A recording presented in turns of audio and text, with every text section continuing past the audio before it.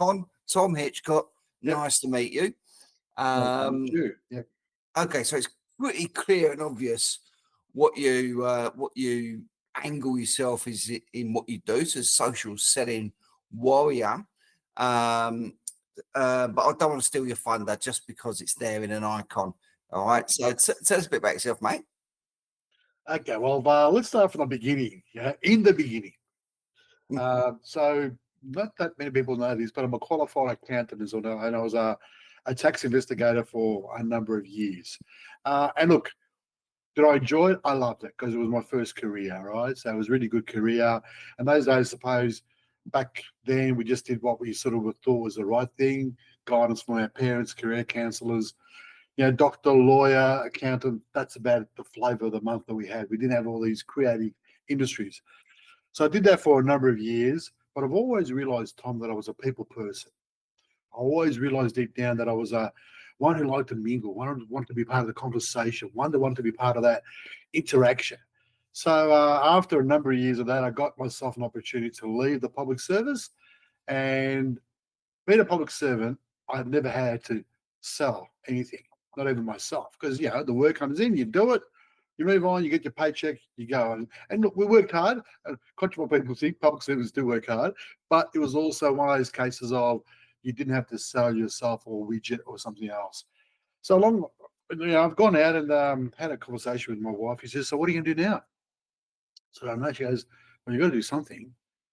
And I wanted to do something. So someone looked at me and said, "Look, you're a great people person. We'll teach you how to sell as long as you continue your networking, your collaboration, your sort of pressing the flesh, the relation management skills that I had." I said, "Okay, that's a good win-win." So they got me under the wing and they taught me BDM. They taught me how to sell. So I became a BDM of some repute in the SaaS industry. So I was in e-learning, learning management systems, all those sort of infrastructures where people would go in there and do their mandatory training. As a result of that, I did that for a number of years. I just moved on from role to role and then started pivoting myself as a BDM. Now, in that space, in that time, I started exploring a lot of social media. And that time, before I got the taste of LinkedIn, I got into Twitter. So, like I've said before, and I've said it this morning to someone, I was big on Twitter. I had about 10,000 followers on Twitter. So I had a really good connection base then. And for those days, 10,000 was pretty good. So then I thought, well, you know what? This is not doing it for me. So someone exposed me to this thing called LinkedIn. So it was February 2009. And why do I know? Because I did a post about it this morning. So February 2009, I got onto LinkedIn and I go, wow. And actually, exactly that's what I did. Someone said, wow, this is amazing. Now, LinkedIn those days, for the majority of the people, was considered to be a recruitment platform. So Tom looking for a new job, Tom, go and create a new profile on LinkedIn and someone will find you and they'll recruit you. It was like a database of professionals where people can go and get opportunities, contract, freelance, whatever they needed. But what's happened over a number of years, and while I've been using it for the last 15 years, it's morphed into what we call that sort of B2B prospecting networking platform. And that's where I've loved it. And that's where I've ended up. And when LinkedIn was doing a lot of that sort of development and repositioning itself, it created this concept called social selling. Now, it is a dirty word in that we don't sell on social, as you know too, Tom. We try to create a relationship on social. We try to create connections, and we use those opportunities later on to leverage that to create a potential opportunity of a revenue or whatever the case may be. But we don't sell. But LinkedIn decided that, look, we've got to push this thing called Sales Navigator.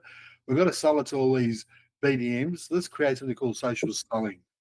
So I decided, I looked at that, I thought, okay, social selling, who's someone who goes in there fighting for you?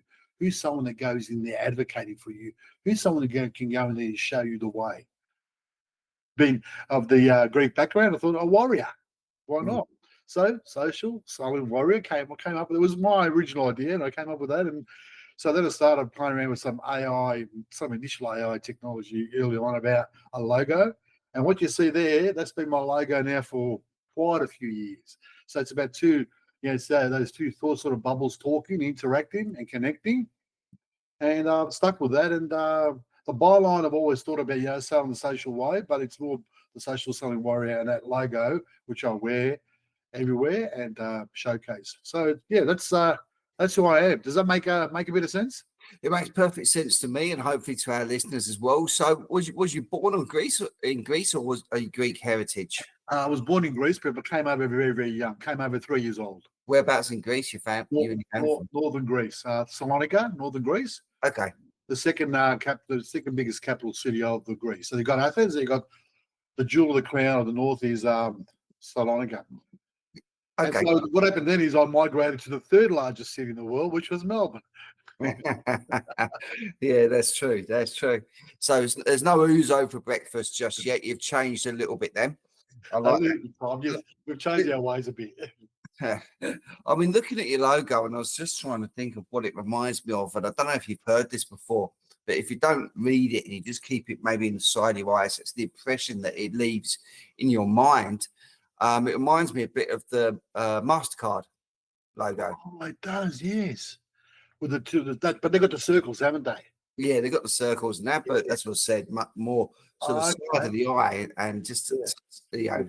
But it's always sort of kept that red and the yellow. And I liked it because it sort of shows the interaction. It's about connection. It's about networking. It's about conversations. And so I thought that sums it up very well. You know, two people talking there and It's interesting what you say that, as you know, we should not be selling on social media, and it's a bit of an assumption that, isn't it? Because a lot of people still do. My inbox, I reckon, is between 10 or 20 a day. I get my network's pretty strong there, thankfully. So I get the traffic, and it's people trying to sell me something on first message number one. And it doesn't matter if I want the product or service or not. It's always a no to that. Yet they persist. And the same as their posts. Same. And you know what, Tom? That stems, and I interrupted them because that stems from the way people are being trained. That stems from the way people are being told about LinkedIn. You know, go on there and reach out to some people. Let's get some connections happening. Let's get some sales. Well, you know what? The way I've always approached my BDM life has always been relationships, and the sale will come. Yeah, Tom and I converse here. One day, Tom might be at a barbecue somewhere and says, "Hey, you know what? I had this cool dude the other day. He was talking about this, and this. You know what? You should give him a call." It's about awareness. It's about, for me, LinkedIn is about raising that awareness, raising that brand of who you are. That way, you become memorable. I remember that guy. Yeah, I remember him. I've never ever, and you talk to anyone I've connected on LinkedIn, never ever start off and saying, "Hey, I'm Con. Here's my brochure." Hey, I'm Con. Let's have it's all. And the little tip for the supposed viewers will be that it's always about them. It's never about you. So if you keep that mindset, anything you do on LinkedIn, you will go a long way. It's always about the other person. It's never ever about you.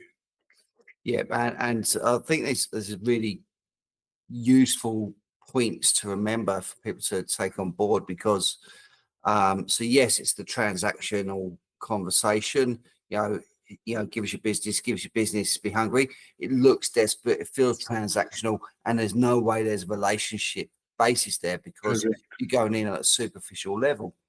For me, it's the first, second, third, fourth interaction is about building that relationship, getting to know that person, but getting to know them with a view of them, as you quite rightly said. So how can we help you?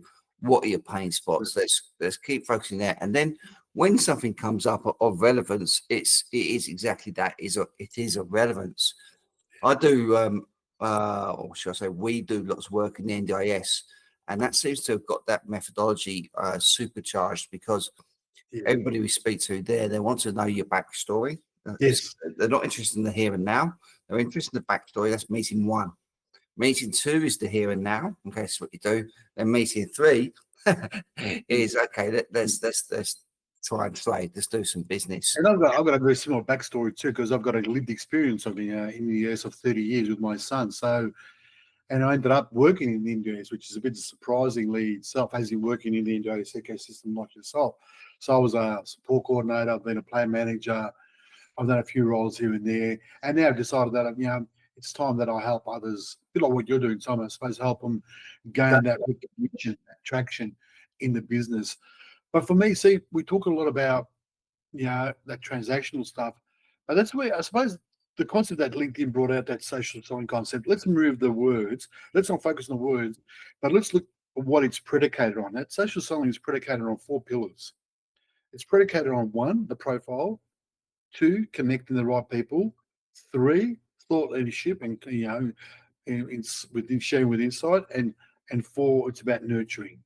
Now, if you take those individually, and LinkedIn does grade you on each one of those, and you can actually find your score. It's called the SSI. And I can show you that later on. But LinkedIn itself will give you a free analytical tool to grade you on each one of those aspects, and then gives you a total at the end. But if you take those each one of those individually and start unpacking them for whatever you do, whether you're an NDIS, whether you're a car salesman, whether you're a computer software salesman, whether you're a encyclopedia salesman, if you unpack that, LinkedIn can give you opportunities that will just blow your mind. Because when you start thinking about who you are, your profile, who you're connected with, who you know, and then how are you interacting with these people, what are you sharing, and lastly, how are you nurturing that relationship? So that's what it comes down to. Okay. And this is what you've been doing for a period of time now. With that, maybe your journey started 2009, but your journey on this business, when did that start? The business itself, it started, like I said, once I left the organisation as in the public sector, I started looking for opportunities, but I've always started that consultancy in the background, always had the consultancy in the background. So the consultancy's always been there for me to go back to. But I think now I've come to the point where I'm not going back to working for the man anymore. I've decided this is it. I'm going to focus on that. And I'm sort of semi-retired too, Tom. So I'm trying to sort of enjoy a bit of life and also help people. At the end of the day, my main aim is to help people. It's my main aim, and you'll see all the videos that I do if you watch me, it's to share what I know so that others can do what I do. In fact, the contracts I set up with my clients are 6 months. And they said to me, why do you want 6 months? I said, because after 6 months, you should be able to say goodbye, con. I said, oh, okay, yeah, because I would have done enough for you. I would have shown you how I've done it. You would have watched what I've been doing. You'd be saying, you know what, Con? I think we can do this ourselves now. Get yourself X person, whatever, and do it yourself. Because for me, it's about educating, it's about helping, it's about coaching, but it's about also making sure these people feel confident they can do it themselves, and they could just move on into the sunset and watch them afar and say, wow, look at them now, look how good they're doing now. And that's for me the biggest gratitude I get is when I see some of my clients who go on their own and just continue to excel on the platform. So it's been going on for a number of years, and my main platform is that. I've now more recently I suppose, developed a bit of another arm to the business, which is the AI side of it. You might have seen a bit of that, and that's about trying to help people embrace AI. Because what I'm finding, Tom, and maybe you do too, is a lot of people got their sort of their head in the sand with when it comes to technology, with new technology. Oh, this is for the young people. It's not for me. This is not for me. I don't know where to start. I just say to people, just let's open your eyes. Let's embrace it. Let's embrace it. In fact, one guy said to me ages ago, or a couple of weeks ago, in fact now, what's an old fart like you do with AI? And I said, what do you mean? I said, that's for the young people. I said, no, it's not. This is where we're wrong. This is where we stereotype society and people in society about what they should and should be doing. So what I'm doing now is, and in fact, we've got something coming up soon, which is AI for NDIS professionals, is just sitting there. I've decided to sacrifice some money on this and got a sponsor involved too, to say, look, hey guys, come along. Let's together learn about AI, what it can do for your business.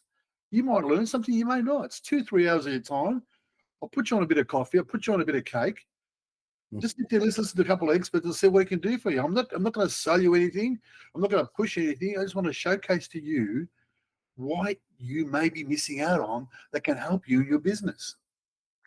Yeah, very true. And I think there's always a resistance to change. It's very rare. People go, great, change, give me more, give me more, give me more. Okay, because people like their comfort zones. They like to know what they know. They like to have their skills portfolio per se. And my assumption is that as we progress through life, then we get a higher resistance to change, because been there, seen it, got a t-shirt, And you know what? I'm quite happy as I am, you know, Yeah. which is where these assumptions are. Well, if we're old farts, then Yeah. you shouldn't be doing that. But we don't necessarily need to enter that world per se. Um, but we pick and choose Yeah. what we Well, adapt to, you know. yeah. But it's definitely quite pertinent for businesses. It's good for individuals to understand what it can and can't do for you. Yeah. I think it also talks back to your point with relationships, because you don't, you shouldn't have a relationship with AI. You know, that's when it starts to cross the boundaries, if you like. Use it to support you, not to be not to be a replacement for you. Use it to support you, not a replacement. Look, AI is going to develop further and further. There is some scary stuff out there, Tom. I mean, when I say scary, I really worry about the future. But yeah, in relation to how it's going to be doing, but it's up to all of us to use it in the right way, ethical manner, and also use it in the way that it supports us. So that what I mean by that is I can do my research a lot quicker now. So that's good. That's a win. I mean, if it's saving me time to do research on something, that's a win. If I can now structure my particular thoughts a lot quicker, that's a win. I mean, I still need to put that human brain into action and start, positioning it and customizing it and tweaking it. But I'm able to gain some efficiencies by doing X or Y. Then why wouldn't I use it? Am I able to generate some images that probably better portray the needs of my clients in relation to their social media posts? Yes, I will use it in that respect. I mean, it's there. I mean, I've got to pay Getty Images, or I've got to pay someone for images. I might as well pay ChatGPT and get an image from them. And yep, people know it's an AI one. Yep, I'm not going to lie. It's got the AI symbol on it. Yep. Well, I'm not shying away from it, but I'm just going to try to use it to achieve the outcomes that I'm looking to achieve. And It's yeah. it's interesting. We recorded a podcast maybe 2 weeks ago now, a gentleman. I'm not going to mention his name now because I'll let it just come up in the channel naturally, because I'm kind of half throwing him under the bus as well, and I don't. That's not what I'm about. But his business was all AI, the front line of AI, so really on the cutting edge side of things. They did have a whole load of staff, and they replaced them. So that's categorically that. Which he explained and I understood it. So it's pragmatic. It made sense. I'm going to throw him on the bus for that. But the thing that got me, okay, is the way he described his relationship with his AI tools. I asked him, a bit tongue in cheek, I said, so would you go as far as to say AI is your friend? And he goes, yes, straight away. He's one of my best friends. And it was meant with emotional attachment. Wow. Yeah. Did it surprise you, Tom? Did it surprise you? It surprised me because I already knew the answer as I asked it. Because I'm not going to ask that. Generally speaking, just I saw his eyes light up every time he spoke about his buddy. Yeah. And it's so he'd already asked it without me asking the question. So I was surprised put forward a question that sort of type of relationship exists. Okay, now that's someone that's deep dived into it and is cutting edge. So what he is like a tsunami boy. Okay, where this is coming for the rest of us. Yes. He's just one of the first in, best dressed. And that's what my worry was. Well, is it going to change our relationships? Is it going to? Is it? It shouldn't. It shouldn't. But it can. It has. So are you using it in your business, Tom? I use it sporadically. Okay. I don't know how much my content you see, but it's usually full of spelling mistakes, errors, grammatical errors, offensive content, opinions, and all the things that just someone. If I had someone telling me what to do, they'd pull me up for retraining. Okay. But I like, and I'm going to say, I like that shit because it proves I'm human. Imperfection sells, authenticity sells, so I keep it. Okay. The moment I step outside of it, then I lose that. But it does serve a purpose in certain things. For example, with the core business, job advertisement, stuff like that, it can give me a framework. Okay, Yeah, and yeah, then I can tweak it accordingly. yeah. And That's what I'm saying. It gives you that framework, doesn't it? Give you that start. For me, I used to do a bit of social media posting for an asset finance person. Now I know nothing about asset finance. So AI was my godsend. I was able to do some quick research on asset finance and some of the legal requirements required when applying for some asset finance. What are the administrative requirements? What's the current laws in Australia and all that? And I was able to, you know, short circuit that approach and be able to come up with some posts for the individual that made sense and were relevant to the ecosystem that he was operating in. And truth be told, they loved them. I said, you really picked up our business very quickly. I said, well, yeah, I said, thanks to AI, I was able to generate some research. Because when it comes to AI, Tom, it's about how we prompt it, it's how we interact with it, it's how we tell it what we want. People just go there, oh, AI, do this, oh, it's hopeless, it's crap, it doesn't do this. No. Yeah, just give it another. It's about how we prompt it. It's about how we, I want to use the word talked about. It's about how we ask it the question we're looking for to get this the research that we want. So I would say, well, give me the latest information on NDIS the last year. I've been away for a while. What have been some of the key aspects of NDIS? And here's some resources I want you to look at. The NDIS government side. I want you to look at a couple of high level providers that I know that post some great some great stuff. And it goes, yep, here's your top 5 things that I've been able to see in the last year while you've been away. Great, that's it. So it does that for you. it's interesting. So you bring up 2 points there, which are quite pertinent. Well, the first one's pretty clear and obvious, and that is it's about the prompts. So it's as good as the data you put into it and the instructions that you give, and that's really where the training sits, where people need to get this right. So you're absolutely right with that. The other part you said, and this is going back to the key word, is the interact. Okay, and it's the interaction which is the scary part. This is where it can start to get a little bit grey, get a little bit wobbly, a little bit personable. Okay, because that's what you're doing if you lean into this properly. When you can get an emotional attachment to something. Yes. Well, I read something the other day as well, and I'm talking to the interaction point. Okay, and I'm guilty of this. I'm not anymore now. I've read it, and it says when we say please and thank you. Yeah, I saw this. Yes. Yeah. Good one, this one. And so we're putting this in there because we feel there's an element of reason to be polite, but there isn't. It sounds bad, but there isn't. But the cost of just the please and thank yous to the data centers on running the heat, the energy, and everything else that goes with it is the equivalent to a small country. I know. I couldn't believe when I read that too. I was knocked off my chair. The cost involved just by saying a please and a thank you. It's disproportionate, but it also shows you just how big this is. So yes, I'll stop being polite to AI. Okay, and it hasn't changed my life from one way or the other. My classic case, Tom. I mean, I've said this story before. I'll say it to your viewers. Is going back a while. Maybe it wasn't as advanced what we are now with AI, but I was having an interaction with it, and I was asking for something. It wasn't delivering what I was asking for. I was kept on prompting it and rephrasing it and all that. And we went back and forth. And I think I noticed the AI was going to be, with all the due respect, the word be stroppy. It was getting a bit upset with me. And I said, look, this is just not good enough. And then, lo and behold, I don't know what happened. I know what I was trying. All of a sudden, he came back and said, Con, I think it's time we moved on.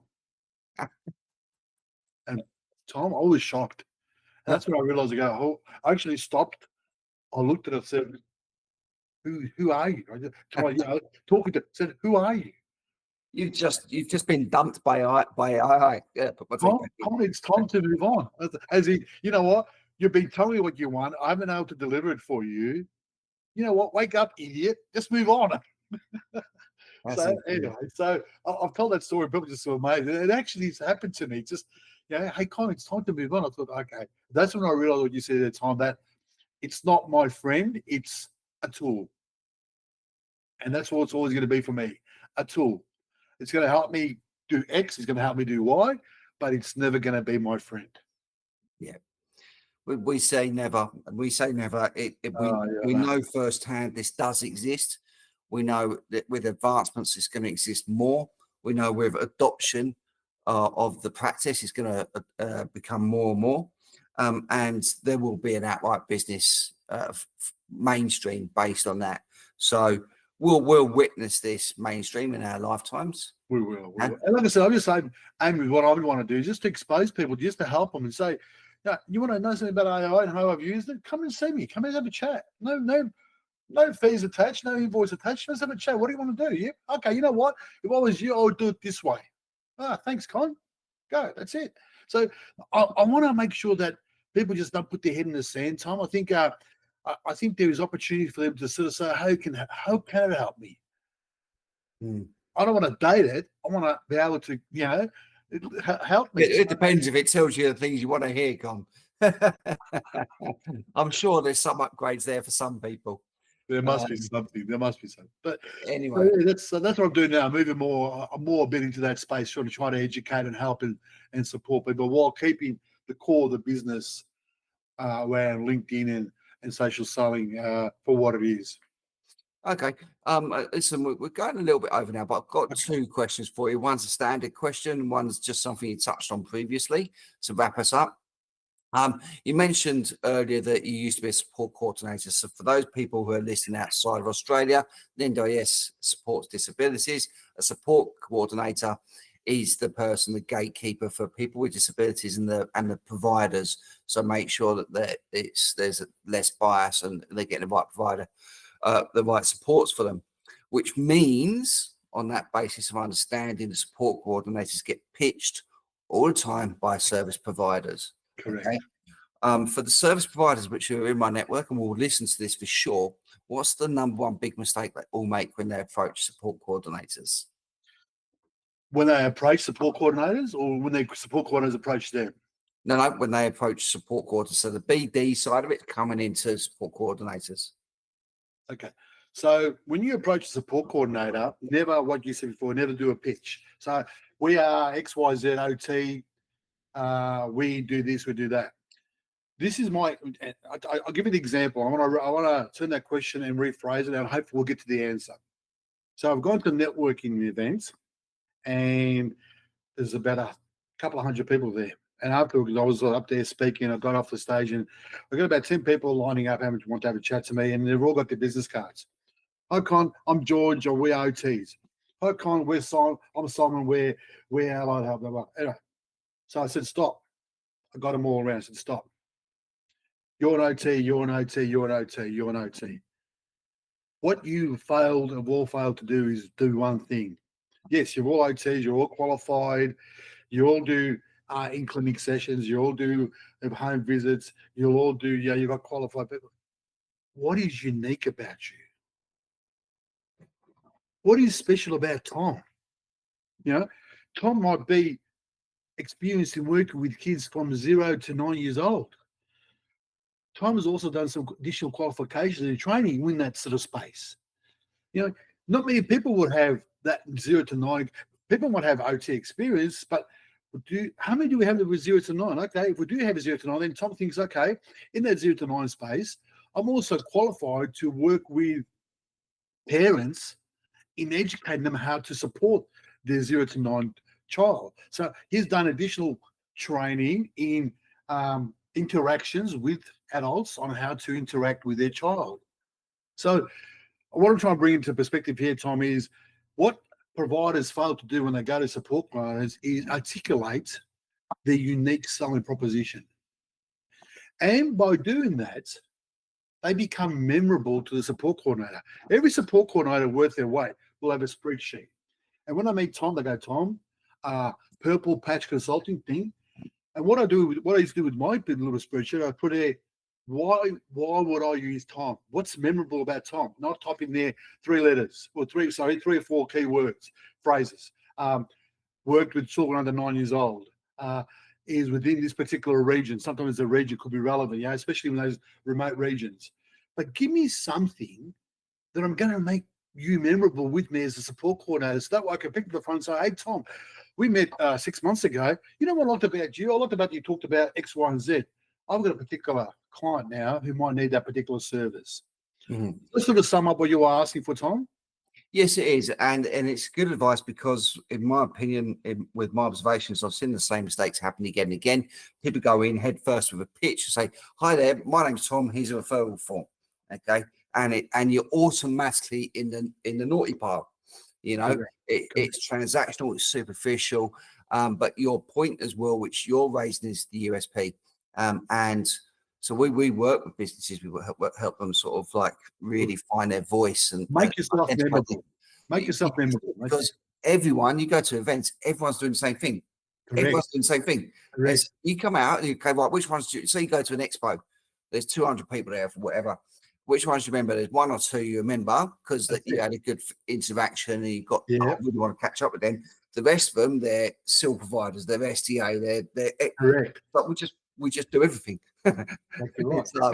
And don't worry, we can do a whole podcast on SDA, because I see all these SDA and SIL providers who go onto LinkedIn and try to advocate for someone to come into the SIL. You know, we need a new person for this house. You know, we need a male 25. That's not the way you sell a SIL. You know, you got to change your way of thinking. You got to change your mindset. I've said, and I did a video on this. A BDM in NDIS is selling a relationship. You're not selling a car. You're not selling you're selling a relationship. To sell a relationship, you got to make yourself memorable. If you're selling a SIL vacancy, don't sell me it's in XYZ location, it's close to train, it's got a hospital nearby. No. Think about what a SIL participant needs, and then sell them that. That's where you need to change the mindset. Anyway. You're absolutely right. And it goes back to your point of putting things the other side of the fence. Like, don't get me wrong, support coordinators need their information. So this location, how many other people, what's the ratio to care. They need that, but that's almost spreadsheet stuff. What happens prior to that point is that relationship about you, about a participant, and really going that way. Hold on a minute. We don't have one, but something just comes my radar. I know someone else who's got something perfect. Correct. And then we're in the space of giving. We're in the space of giving, and that's what that set has come out with. Now, if we can adapt what we learned from the NDIS and having giving as part of your selling, then we can do this in all the business and just how you carry yourself in your career. If you give, you're delivering a service, you're putting your time, effort, sweat, tears, blood, everything in because you're giving, okay, then you can expect a return. Correct. Exactly right. I mean, you'd be amazed how by giving comes back to reward you. The old karma, you know, it is amazing.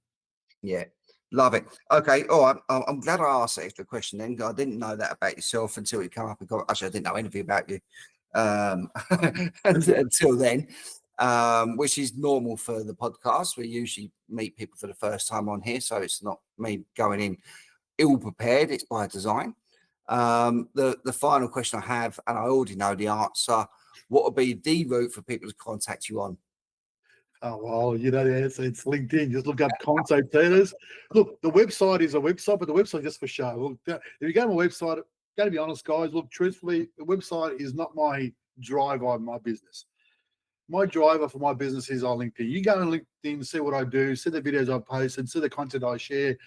And then you say to yourself, you know what? Here's the kind of person I might want to have a chat to about what do I do in my business. So LinkedIn, DM me, connect with me. If you are connected with me, I always like to sort of say where you're connected from. So if you see me on Tom's podcast, just say, hey, just saw you on Tom's podcast. Good promotion for Tom. Tom knows he's doing well too, but also saw you on Tom's podcast. I love the stuff you talked about. Let's connect. So a personal connection invite. Majority of times now, I used to have a particular attitude where if you didn't personalize your invite, but then I've come to realize that a lot of people just sort of sometimes connect because they see you in the same industry, and sometimes there's a connection, and that's why your profile is so important. If your profile up front shows you who you are, what area you're in, then people don't need to really send you a connection request. But in this situation, I saw you on Tom's podcast. Love to connect with you, Con. It'd be great. So LinkedIn is my main driver there, Tom. So happy for people to connect with me on that. Love it. Okay. Well, on that basis, thank you very much for your time. It's been a pleasure chatting with you. Thanks, bud. Thank you for watching this episode. I hope that you did enjoy it, had lots of takeaways from it. As before, please subscribe below so you can keep on top of any new releases we have. And also, if you would like to have your story told, just reach out with me and I'd love to give you that platform. My best email address is tom@purplepatchconsulting.com. Thank you.